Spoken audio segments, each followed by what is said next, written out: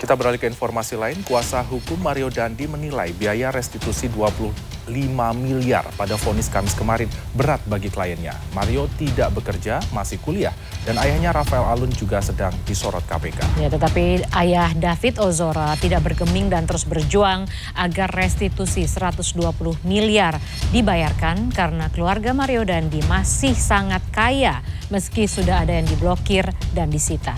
Berikut informasinya dari koresponden CNN Indonesia Ruli Kurniawan.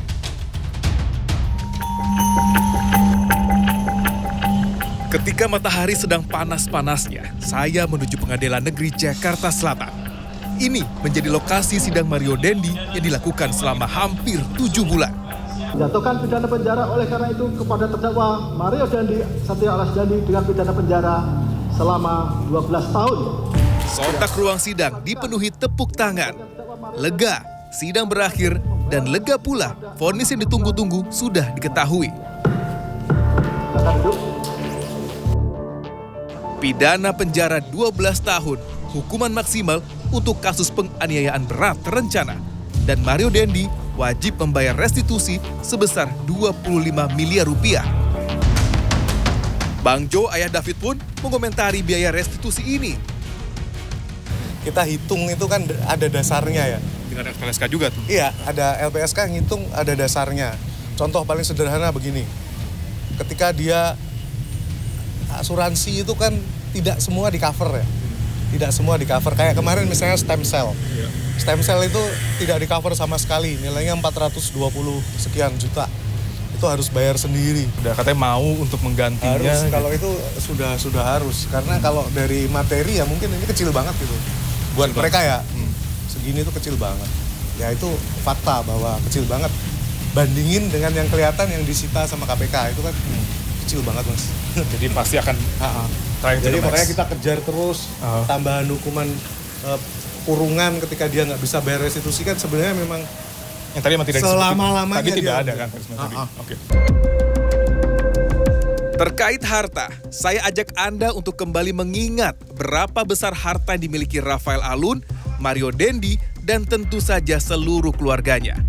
Di awal bulan Maret 2023, PPATK merilis Rafael Alun memiliki transaksi di luar kewajaran hingga 500 miliar dari 40 rekeningnya.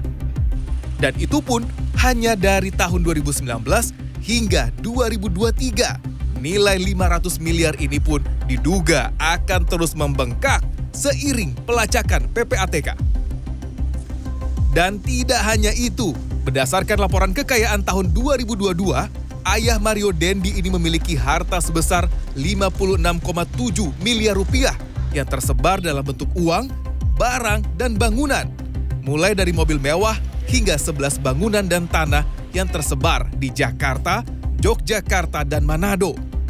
Nilai kekayaan Rafael ini bahkan hampir mendekati kekayaan Menteri Keuangan Sri Mulyani, yakni 58 miliar rupiah. Padahal status terakhirnya berada di level Kepala Bagian Umum Kanwil DJP Jakarta Selatan II untuk periode 2020 hingga 2023. Ini jauh di bawah level Ibu Menteri. Tidak sampai di sini. Mantan pegawai pajak ini juga memiliki safe deposit box atas namanya sendiri dengan jumlah uang 37,8 miliar rupiah. SDB ini disimpan Rafael Alun tanpa diketahui oleh anak dan istrinya dengan alasan sebagai harta hari tua. Ia takut harta ini dihabiskan keluarganya karena tahu benar karakter mereka. Di persidangan, jaksa mendakwa dengan tuntutan menikmati uang gratifikasi sebesar 16,6 miliar rupiah yang diterimanya bersama sang istri Erni Mike dari tahun 2002 hingga 2013. Saya ingin menyampaikan secara jujur, secara terbuka, semua apa yang telah menjadi milik saya sehingga tidak ada kecurigaan-kecurigaan kembali dari berbagai macam pihak. Saya dan Anda mungkin juga curiga dalam laporan kekayaan Rafael 2022, rumah mewah dan tanah ratusan meter yang dibelinya di Yogyakarta hanya dinilai 100 juta rupiah. Lalu apa kabar dengan nilai tanah dan bangunan mewah lainnya yang dimiliki Rafael?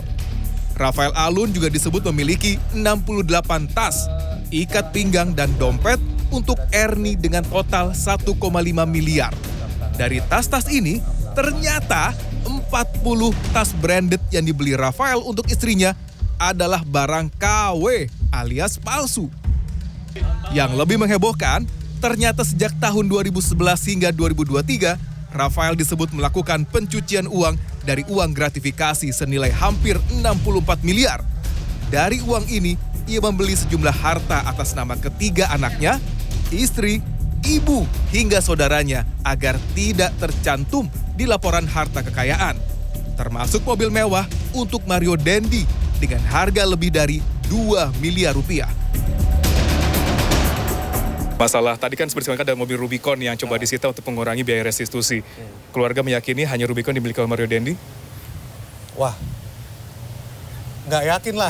Orang kemarin yang dakwaan bapaknya aja kan dia juga terlibat. Terlibat di transaksi satu mobil seharga 2 sekian M. Jadi ini gunung es, Mas.